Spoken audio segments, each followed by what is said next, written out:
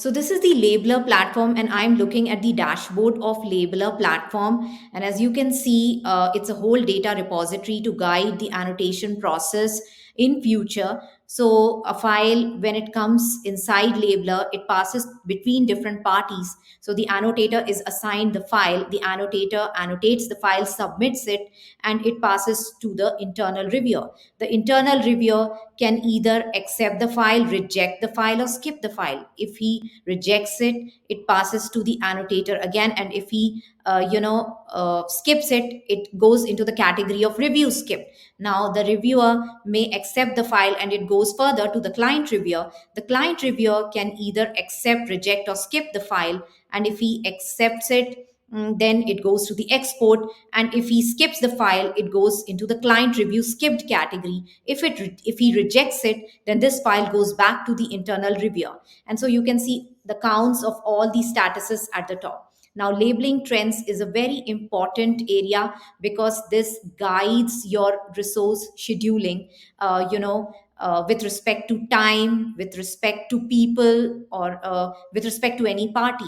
So for example, if it tells you, what are the number of data files that have a particular status, and across certain time period.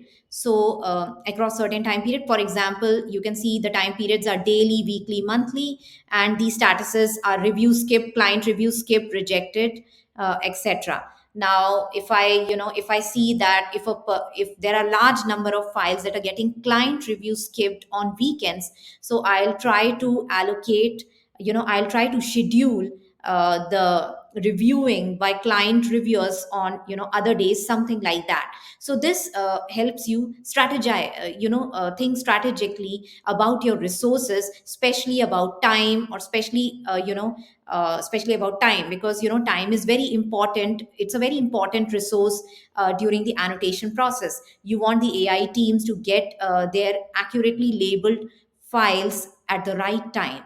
So this is how labeling trends helps you. Now we can see the label distribution.